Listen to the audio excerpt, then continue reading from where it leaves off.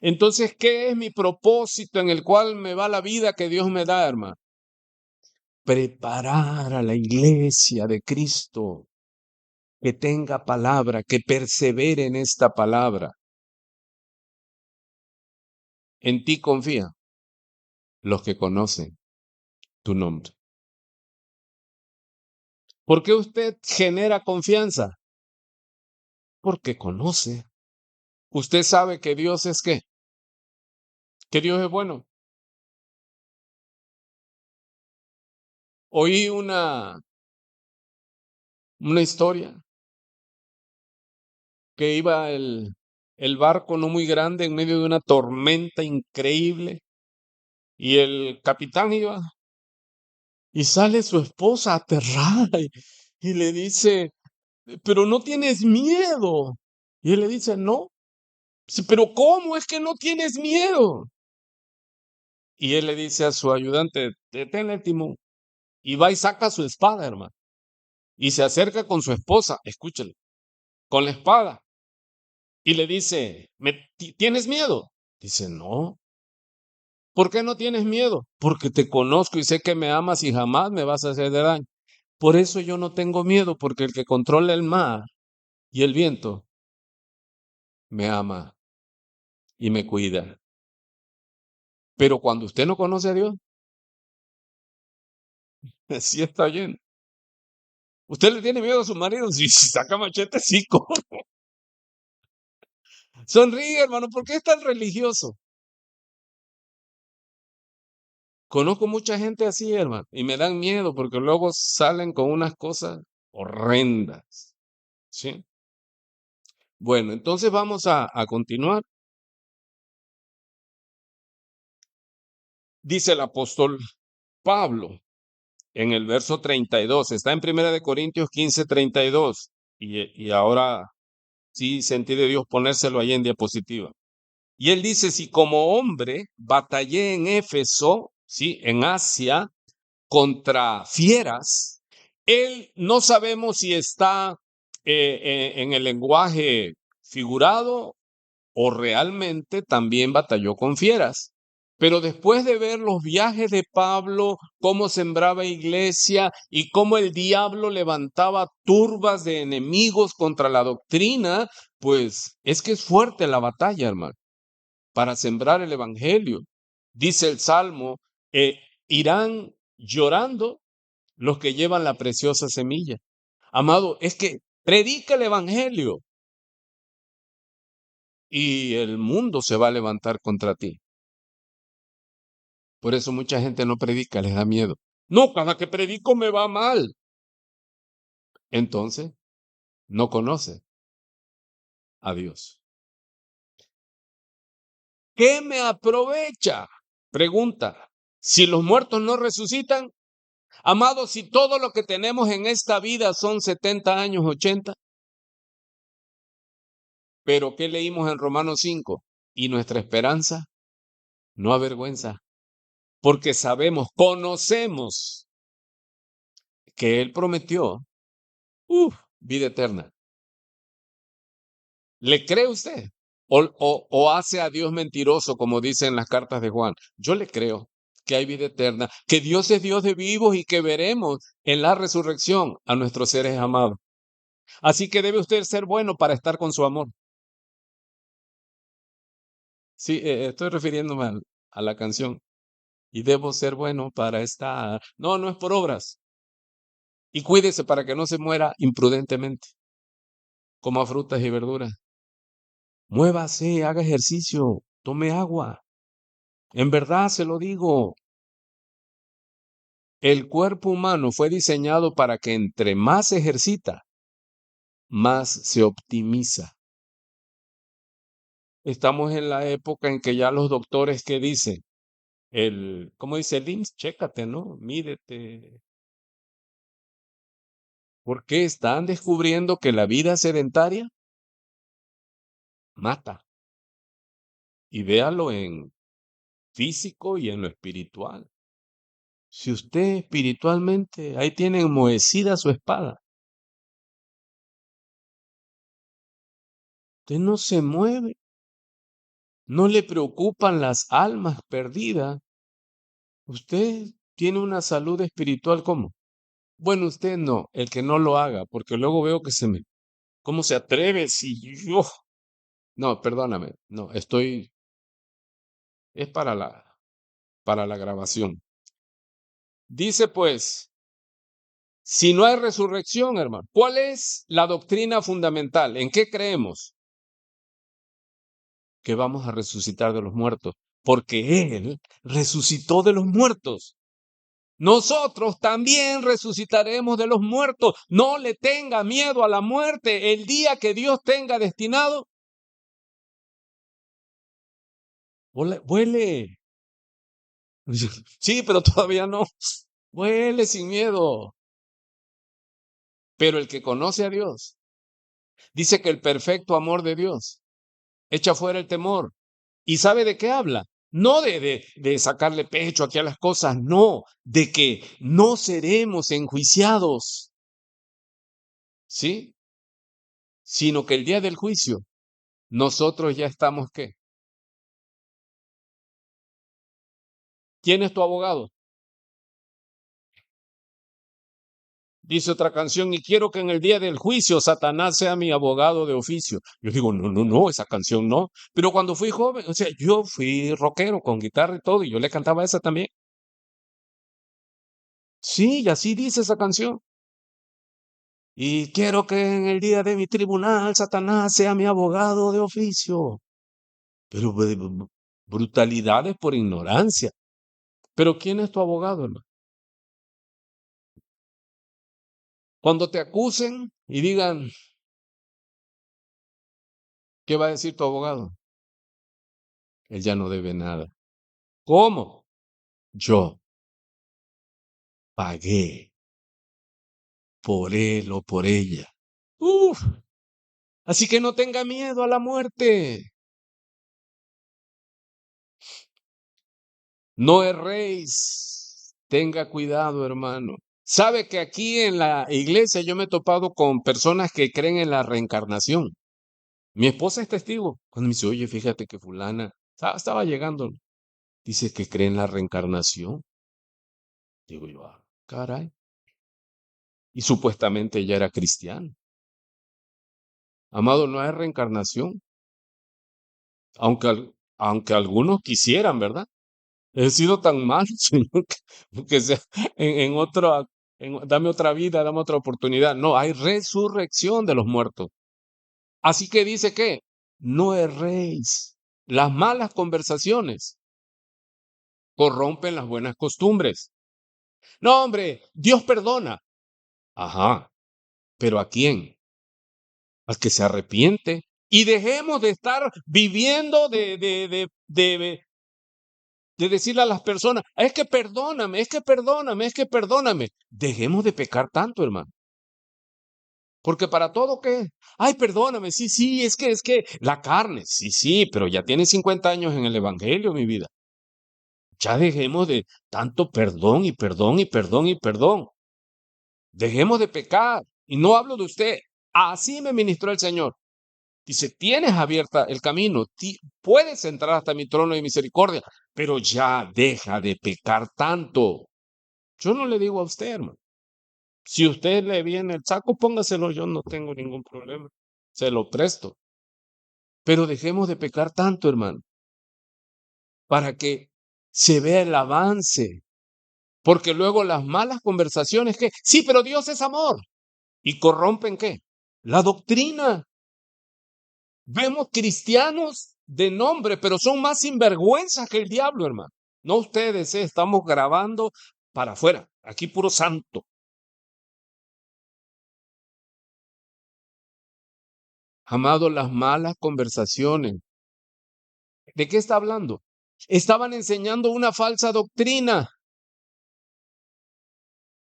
Y sabe que estamos llenos de gente que eh, tienen malas conversaciones. No, tú ora, hermano. Tú ten fe. Tú decláralo. Todavía hay personas que dicen, no. platicando con una persona y dice, cancelo. Le digo, ¿mis que eres brujo o qué? Eso es un mantra. Rechazo. Me libero, me libero. Sí, brujería. Y esas son malas conversaciones y corrompen la sana doctrina, hermano. No, tú puedes pecar, no hay problema. Dios perdona. Sí, Dios perdona, hermano, pero yo no voy a estar tentando a Dios, abusando de la bondad de Dios, porque Dios también, ¿qué? Me decía por la mañana, todo lo que el hombre siembre, me dice, no erréis. ¿A usted le ha hablado el Señor? A mí me habló claramente y me dice, no erréis. Todo lo que siembres, lo vas a cosechar. Ujú. Dejemos el absurdo, hermano. Dejemos de adulterar la palabra. Porque hay conversaciones que se escuchan muy bien desde los púlpitos. Dale a Dios y Dios te va a dar. Sí te va a dar tribulación, díselo. ¿Te va a dar qué? Una enfermedad para que te bajes de la soberbia. ¿Cuál es la clave para un buen cristiano? Mantenerse quebrado. ¿Por qué? ¿Qué le dijo a Satanás a Adán y a Eva? No, es que no morirás. Mira qué diablo es el diablo, hermano. Levantó contra Dios y lo puso ante los ojos de su creación como egoísta. Dice, es que Dios no quiere que ustedes coman, dice, porque Él sabe que el día que ustedes coman serán como Él. ¿Sí o no es diablo el diablo? Y ellos comieron. ¿Y cuál es tu problema? Bueno, espero que ya no, pero el problema del mundo caído. Ellos creen que son como Dios. ¿Sí me estoy explicando? ¿Cuál es el problema del incrédulo? Y hay colados en las iglesias. ¿Cuántos oyeron esa mala conversación de, Dios mío, yo no te pido que me des, sino ponme donde hay? Ese es Dios para sí mismo, ¿sí o no? Todos van a morir menos yo. ¿Por qué? Porque yo soy vivo. Todos andan mal, a todos les dio COVID, a mí no. Se cree Dios, se cree hecho a mano, se cree intocable. Todos van a enfermar, todos van a necesitar dinero, a todos se les van a morir familias, menos a mí. Ese no se ha arrepentido todavía y está en la mentira del diablo. ¿Cree que no se va a morir? Porque ya tiene 60, 70 y casi todos los de su generación ya no están. Dice, no, es que yo soy escogido. ¿Será? Pero ese es su qué, su concepto de Dios que tienen. Y mucha gente en la iglesia, hermanos, tienen un Dios que no está en la Biblia. Y Dios en su misericordia. Yo digo que Dios, en verdad, bueno, Él es un Dios alegre y a veces le da tiempo a alguien para que se arrepienta y para que dejemos las malas conversaciones. Es que las malas conversaciones no es estar hablando, no, las malas conversaciones, viendo el contexto de Corintio, es levantar filosofías y subirlas a la altura como palabra de Dios. Y lo hemos vivido. Usted, si tiene años en el Evangelio, sí o no, Dios ha derribado esas malas conversaciones. Dios es amor, ¿sí?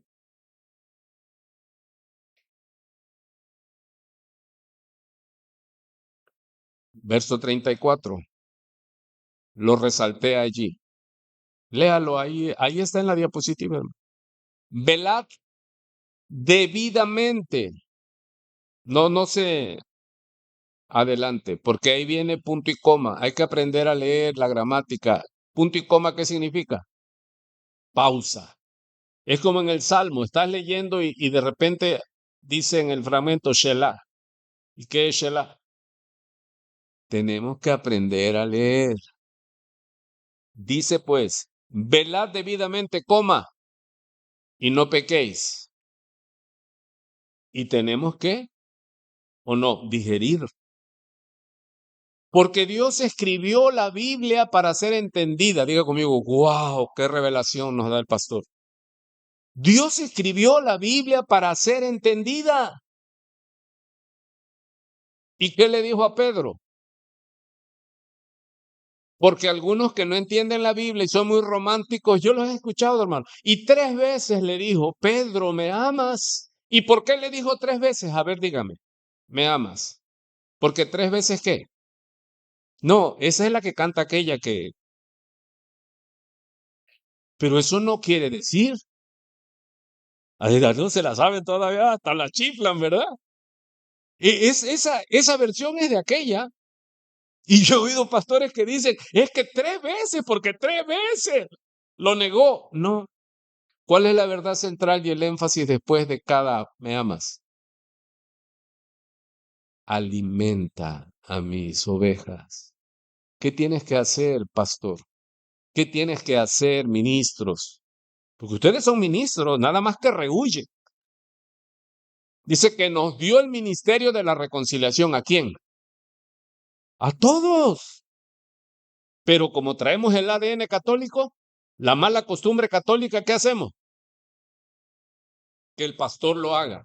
Y cuando tienen un pastor manso, digo manso, que le hace todo, ese es un buen pastor. No. Amado, ¿qué es lo que el Señor nos pide? 3 veces, ¿por qué 3 veces? Porque en la escritura, en el estilo hebreo, cuando se repite algo es que se está haciendo énfasis. ¿Y cuál es el énfasis? Si me amas, ¿qué? Alimenta a mis ovejas. ¿Y qué comen las ovejas? No solo de pan vivirá el hombre. La iglesia ha errado por esas malas doctrinas. ¿Y qué es lo que les gusta? Lo que dice de Israel en el desierto. Se sentaron a comer y se levantaron a jugar. Así como cuando dice uno, no, ya terminó de comer, ahora sí va a trabajar. No, se levantan a jugar. Y en la iglesia les gusta, ¿qué, hermano? Emociones, fomentar, ¿cómo dicen? Malas conversaciones, sediciones, dicen otra traducción. ¿Sí sabe lo que es una sedición? Sembrar traición, hermano. Y dice en Romanos 16 que a los que insisten en dividir la doctrina, dice el apóstol por el Espíritu, deséchalos, dice. Los tales se han corrompido. Ya cuando hay personas, hermano, que están dividiendo en la iglesia, cuando alguien está exponiendo y están, sí, pero mira, no tengo mi aparato. La IA dice esto, está mal el maestro, ¿sí? Puede que sí, hay conceptos, pero ¿qué busco al sembrar esa mala interpretación? División o sedición, es traición, ¿sí? Porque tenemos que sumar, hermano. Mira, dividir es fácil. ¿O no acusó Satanás a Dios? ¿De qué? ¿Qué es la sedición que hizo? La traición. Él es el padre de la mentira. ¿Cómo trabaja? Divide y vencerás. Entonces ya oyó usted, velad debidamente, explíqueme lo que es. Me va a decir, pues usted es el maestro, no nosotros. Velad es vigilar. Y tiene que ver, como dice el Salmo, si Jehová no vela la casa, en vano vela la guardia. O sea, es una vigilancia militar para resguardar. ¿Sí? Y se nos manda a nosotros como soldados de Cristo, ¿qué? Estar vigilantes como debe de ser. ¿Para defender qué, hermano? La sana doctrina. Y cuando veamos perversas, sediciosas doctrinas, decirle, no, así no es. La palabra dice esto. Es que de otra manera no se pueden parar. Entonces dice que debemos vigilar debidamente. ¿Y qué nos dice? Y no pequemos. Porque muchas veces muchos de nosotros incurrimos por la ignorancia. Ese es el pecado. Yo me he arrepentido. Yo una vez traía algo que yo lo tomé como una verdad, pero cuando ya crecí un poquito, no de estatura, crecí un poquito, ¿se entiende? Es metafórico. Yo dije, oye, es que esto no está bien. Y pedí perdón, pero ya la palabra que das, esa se va. Sí se sabe esa ilustración, ¿no? De un miembro en la iglesia que su deporte era despedazar al pastor. Y un día la agarra el Señor fuerte, la postró en cama, no se podía parar. Y ya inmediatamente pudo caminar, llegó ahí toda lastimada y tocó en la casa del pastor. Ahora el pastor dice, pastor, es que quiero pedirle perdón, es que yo he hablado de usted. Sí, dice, perdóneme, sí te perdono, nada más te encargo algo, dice. Y saca una almohada el pastor y le dice, hazme un favor, ve a la plaza, abres la almohada y dejas que se vaya dejas ahí el relleno y vienes y me traes el forro. Fue y lo hizo. Llega con el forro vacío y le dice al pastor, bueno, ahora ve a la plaza, recógelo, llénalo y me lo traes. Dice, ay, pero eso ya se las llevó el viento. Dice, así son las malas palabras. Por eso debemos, ¿qué? Velar, ser prudentes, no dejar que el veneno envenene el cuerpo de Cristo. Si algo no lo sé, no lo propago, hermano. Mejor que. Dice, aún el necio, cuando calla, es pasado, considerado sabio. Así que seamos prudentes en la ira, hermano, y no despotricar, no contra la iglesia, contra Dios. Porque cuando tú te metes con la iglesia, ¿con quién te metes? Saulo, Saulo, ¿por qué me persigues? Si yo estoy sentido con Dios y todo, tengo que ir con Dios y decirle, Dios, es que no entiendo, es que no estoy de acuerdo, ¿por qué me estás haciendo así? Pero no dejar y que ya haya una metástasis completa en el cuerpo de Cristo. No, hermano, encierra y ve con Dios, dile, Señor, estoy enojado, estoy enojada, estoy indignado. Díselo. ¿Lo vas a espantar? No, Él te va a consolar. Pero esa es la oración. Es que la oración, nosotros tenemos el ADN católico, hermano. Cuando dice, hagan oraciones, ¿dónde está eso? La instrucción cuando dice que Pablo le dice a Timoteo que sobre todo hagan oraciones. ¿Dónde está? Ayúdeme. Ábrala ahí, hermano, y pregúntale. Primera de Timoteo. Yo andaba en segunda, pero ya iba yo, ya iba yo. Ok, dice capítulo 2, instrucciones sobre la oración. Primera de Timoteo, capítulo 2. Mire, exhorto antes que todo, a que se hagan, observe aquí, rogativas. Va a hablar de oración, pero va a hablar de connotaciones diferentes. Dice rogativas. Oración, rogativa y oración no es lo mismo. Sí, es orar, pero vamos a continuar. Peticiones y oraciones de acciones de gracias. Es oración, sí, pero la connotación es que cuando usted recibe el alimento y se lo ponen, sí está bien, se lo ponen en su mesa, usted recibió contestación a la oración donde dice, y el pan nuestro de cada día, dánoslo hoy. ¿Y usted cómo ora cuando va a comer?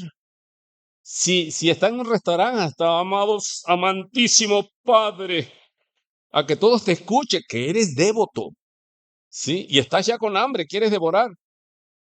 Nosotros cuando teníamos campañas y campamentos, había unos hermanitos que decíamos, pero que no ore fulano, no, hermano, se tiraba una plegaria, ¿sí? No, Padre, bendice estos alimentos que van pues, para adentro y a comer, porque teníamos larga jornada de trabajo, hermano. Pero hay muchos que oran mucho como los fariseos públicamente. Y salían a las plazas, dice,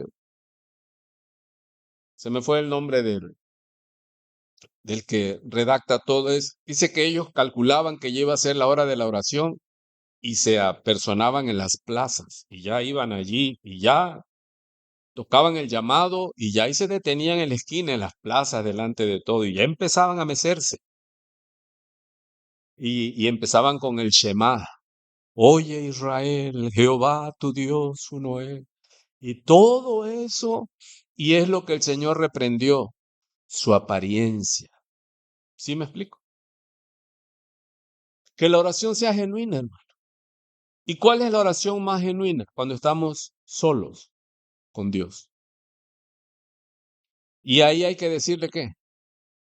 Dice por ahí sarcásticamente que el varón, cuando va al médico, tiene que ir muy grave, porque si no, ¿qué tiene? No, pues nada más me duele tantito un diente. No, cuando traemos algunas situaciones serias, el hombre para que confiese que tiene algo, hay que hacerle de plano, sedarlo, meterlo y operarlo, hermano. Y muchas veces llegamos con Dios y venimos cargadísimo y llegamos y amantísimo Señor, y todo, ¿y qué tienes? Pero ¿cómo se lo digo, pastor? ¿Cómo va? Señor, me duele. Señor, ayúdame.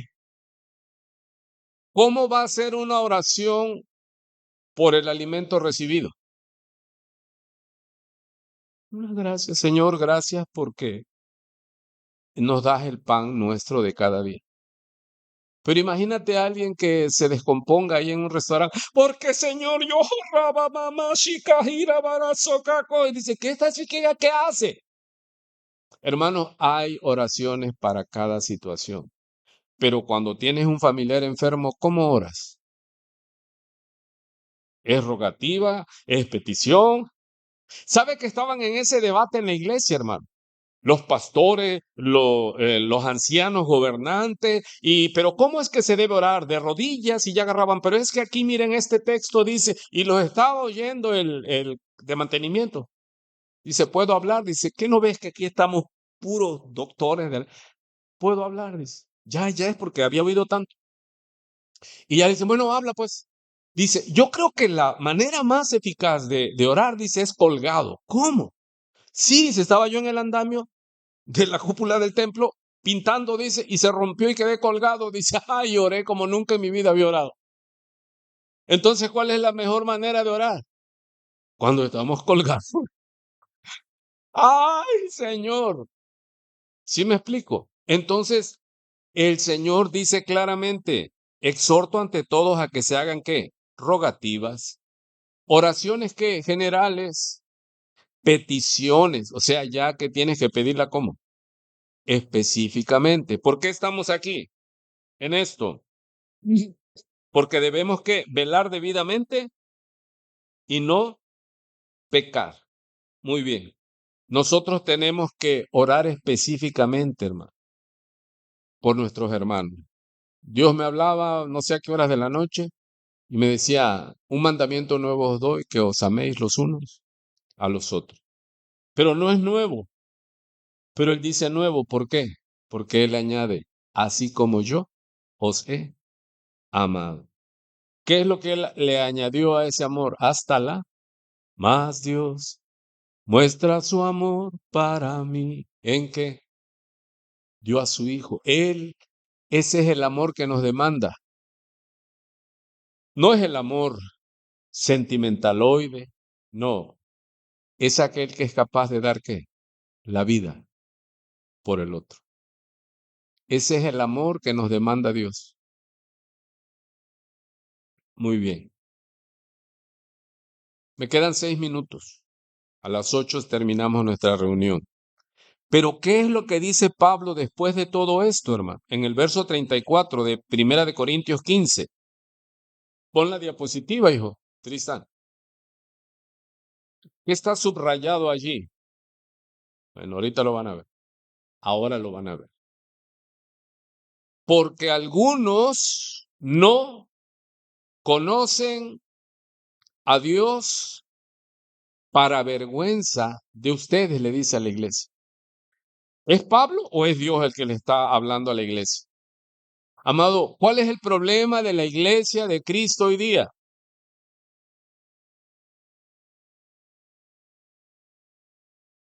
No conocen a Dios. ¿Sí? Vea usted, el Salmo 9, la otra diapositiva, ¿va a estar igual o? Ok, ahí ya, gracias. Ya ahí no se preocupe. Mire lo que dice el Salmo 9, versículo 9. Jehová será refugio del pobre, refugio para el tiempo de angustia. Mire qué hermoso. Y dice el verso 10, en ti confiarán, ¿quién?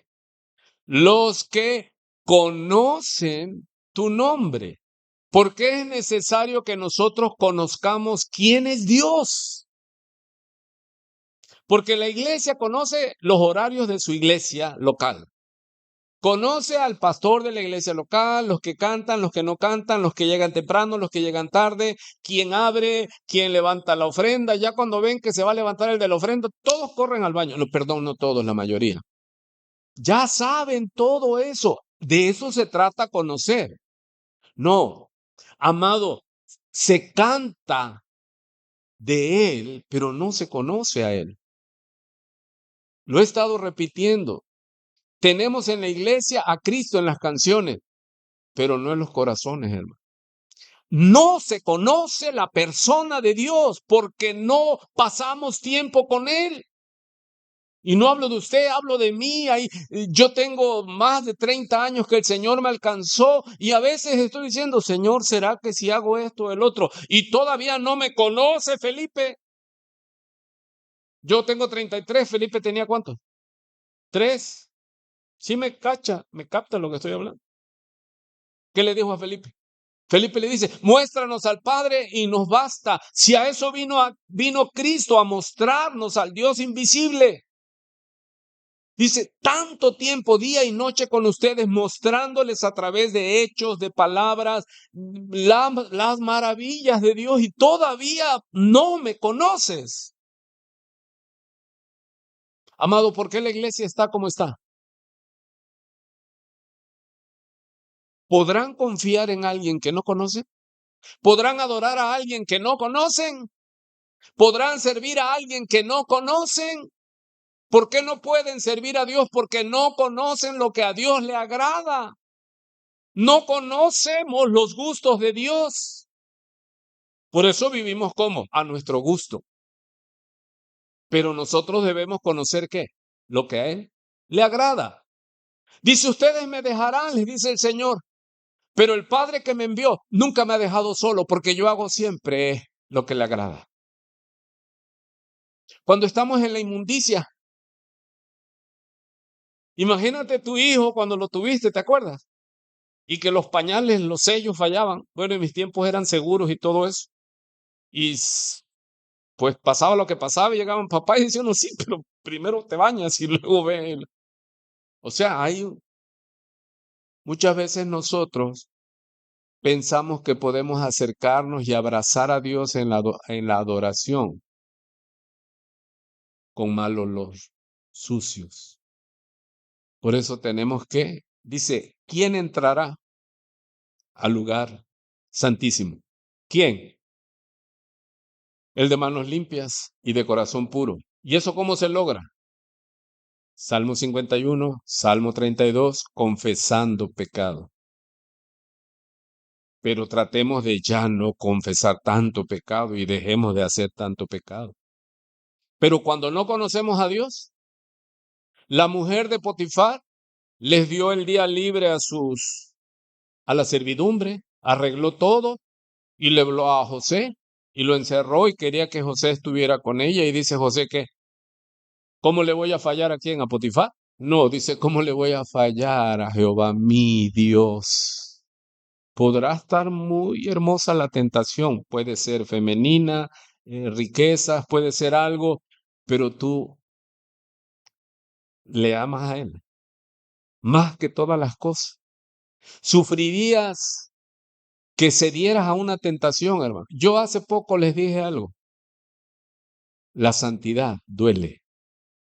Algunos entendieron, otros no. Dijeron, ¿qué traerá el viejo? Lo que traía la santidad. Duele. ¿Por qué? Porque tienes que renunciar aún a tus derechos. ¿Sí está aquí? Tomar tu cruz, negarte a ti mismo. Y dices, ¿qué? El viejo andaba a punto de caer. No, que te levantan infundios, infamias, y tú tienes que orar por ellos, bendecirlos y amarlos. Si no, no eres un niño todavía. Orar, bendecir a los que, a los que te maldicen. ¿Verdad que se dice fácil? Pero ser santo, dice, en cuanto dependa de vosotros, estad en paz con todos. Y la santidad, sin la cual nadie verá al Señor. La santidad duele, dígale que está a su lado. Hermano, ser santo duele. Hay que tomar la cruz cada domingo. Pero se sufre, ser cristiano cada domingo es sufrido, hermano. No, todos los días, 24/7. Porque el diablo anda como león, rugiente, y descansa el diablo. No, él está observando y cuando estás más bajo, ahí llega. Como la gripe, hermano, cuando bajan las defensas, ya, ese ya le bajó la defensa. Por eso dice que el corazón alegre es medicina del cuerpo.